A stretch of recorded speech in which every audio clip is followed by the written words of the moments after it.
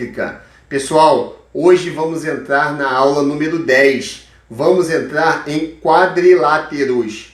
Quem não assistiu às aulas anteriores, assistam. As aulas estão muito interessantes e com bastante conteúdo para a sua aprendizagem.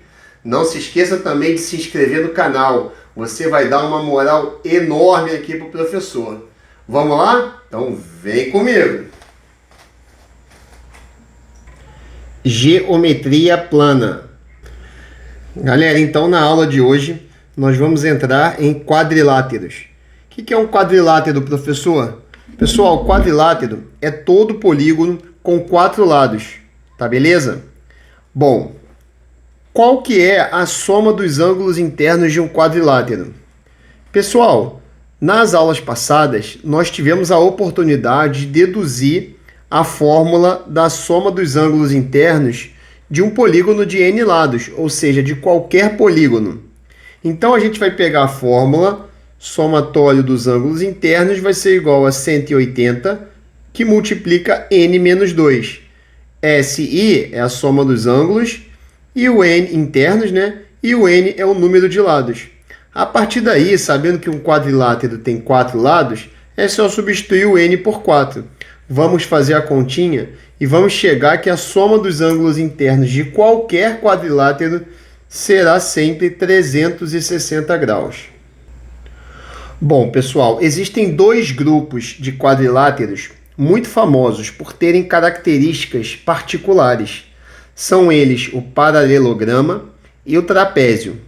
Alguns exemplos de paralelograma são os losangos, os retângulos e os quadrados. E de trapézio, nós temos algumas classificações. Eles podem ser isósceles, escaleno ou retângulo. Bom, vamos trabalhar com cada uma dessas características. Bom, primeiramente o paralelograma. O que é um paralelograma? Paralelograma é todo quadrilátero convexo que tem os lados opostos paralelos. Tá beleza? O que é um quadrilátero convexo? Se você não sabe, é porque você não assistiu às aulas anteriores. Nas aulas anteriores eu explico para vocês o que é um polígono convexo. Pessoal, quais são essas propriedades que tornam um paralelograma um quadrilátero especial? Bom, os lados opostos são congruentes.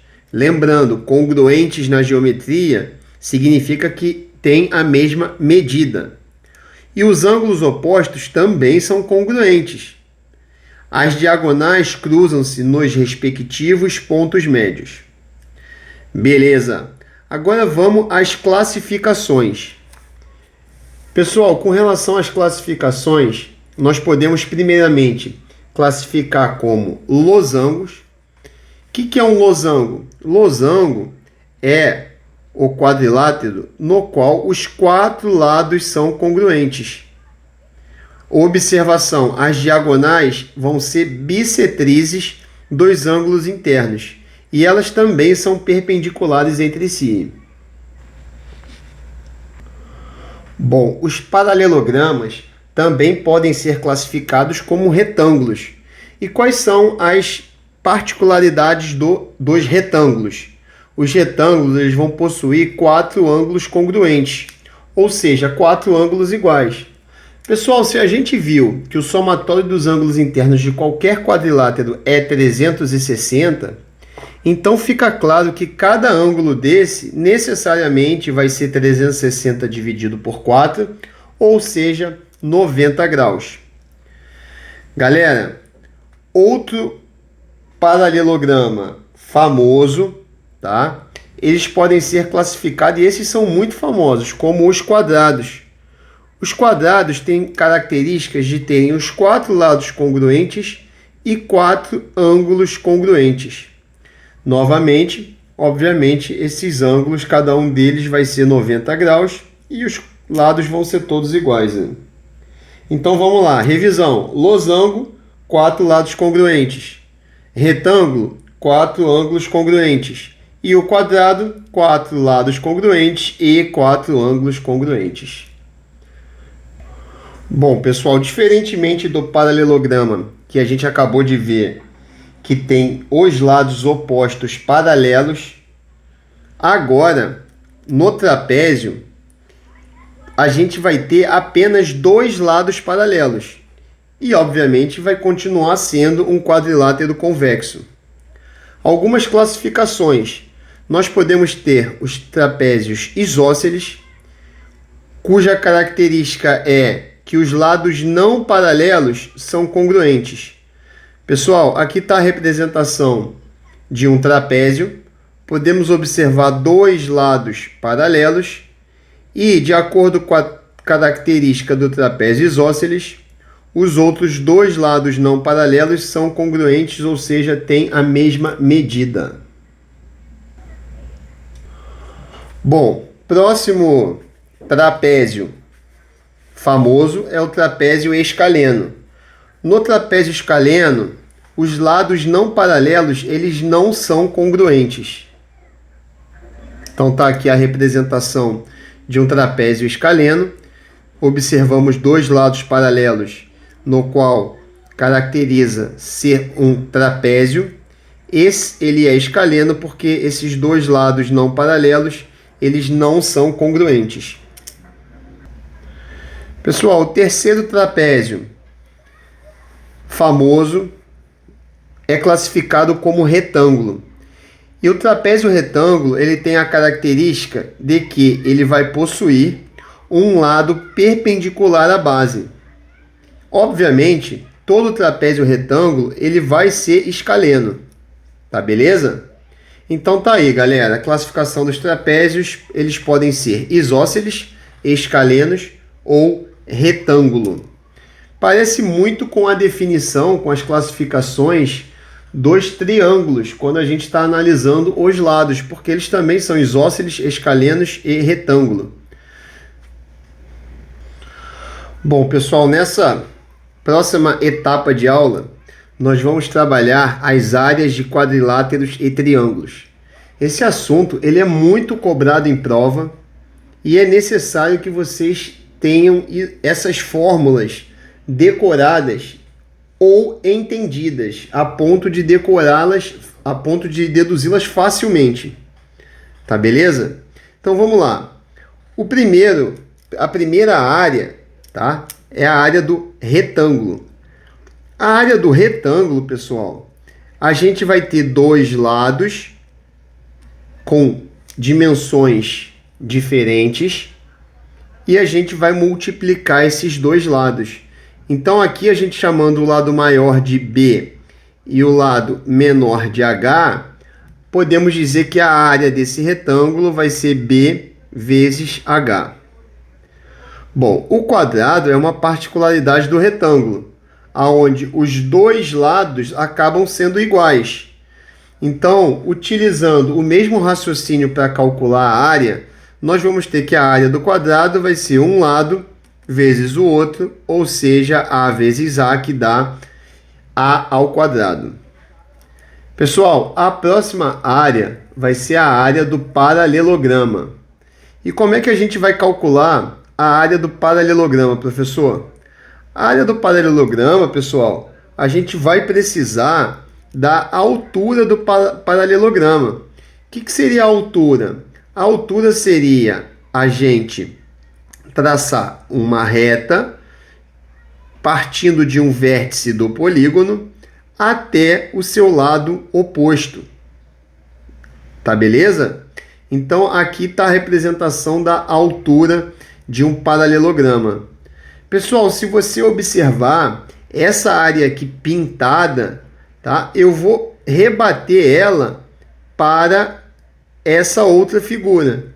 E aí, galera, a gente cai exatamente num retângulo que a gente acabou de ver. Então a área vai ser igual a base vezes a altura, ou seja, B vezes H. Tá beleza? Lembrando, o B, pessoal, ele vai ser a medida de um lado desse paralelograma. E a altura vai ser conforme eu acabei de explicar. Bom, pessoal, agora que a gente estudou a área do paralelograma, a área do triângulo ela fica um pouco mais simples. Por quê? Porque o triângulo nada mais é, nada menos do que um paralelograma dividido pela metade, através de uma das suas diagonais. E o que vai acontecer, pessoal? Se eu dividir o paralelograma na metade, nós vamos dividir a área na metade também.